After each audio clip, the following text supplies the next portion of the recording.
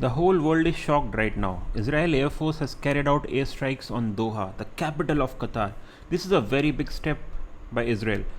Many people have been asking me, is this really the first time Israel has bombed Qatar? By the way, Doha is an international city. Qatar has hosted the FIFA World Cup and many major sporting events. Many Indians work there. Doha is a very famous global city. For Israeli jets to go directly there and bomb 12 locations in Doha is a huge deal. Today, Qatar is very angry. International media is covering this extensively. They say Israel went all the way to Doha to target Hamas leadership that was based in Qatar. What happened is incredible, but if you ask me, I will still say India's bombing in Pakistan was an even bigger event. Qatar does not have nuclear weapons. India struck a nuclear armed country north to south. We hit their nuclear bases, air bases, and targets and caused heavy damage in Pakistan. Still, what Israel is doing right now sends a clear message. It shows something else too.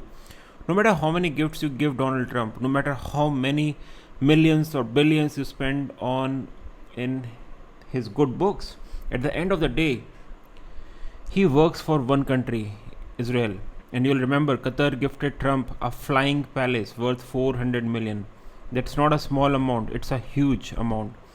Qatar did this hoping that if they face trouble in the future, Trump would look after Qatar. But now Trump has clearly given a green light to Israel. Go and hit Hamas leadership, even if they are in Doha, Qatar. No one expected this to happen. A few days ago, Trump posted a warning to Hamas on Truth Social.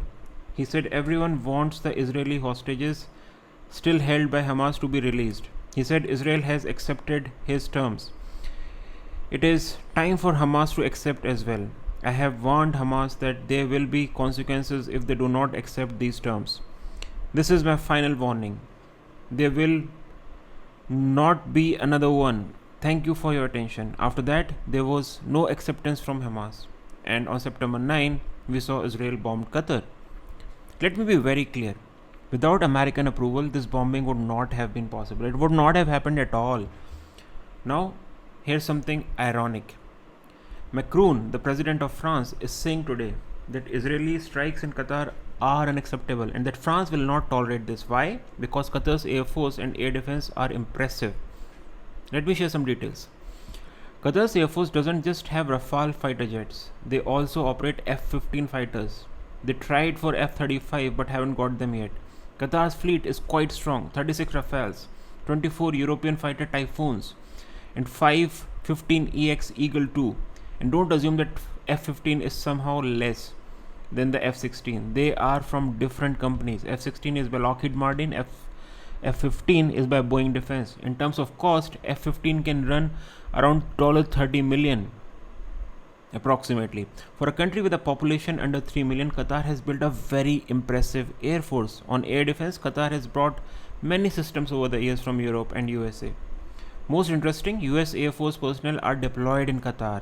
The US has a base there. The Patriot air defense systems help protect Qatar. You'll remember when Iran fired missiles towards Qatar, Patriot intercepted many of them in the air. So in this case, Israeli F-35 jets took off from Israel, flew roughly 2,000 kilometers, entered Qatar airspace and conducted strikes against Hamas leadership. Now, was the bombing successful or not? There's uncertainty.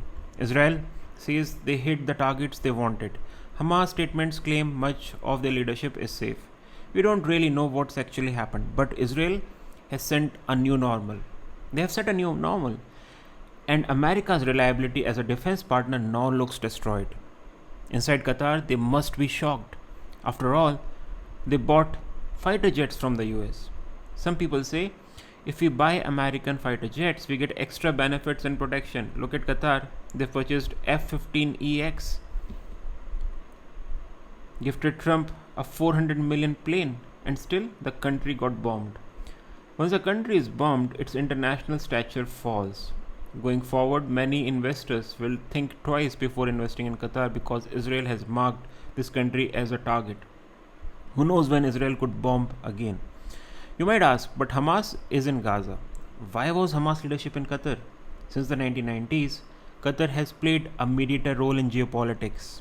Whenever there's a conflict, even in Afghanistan, When the US was present, the Taliban representatives sat in Doha.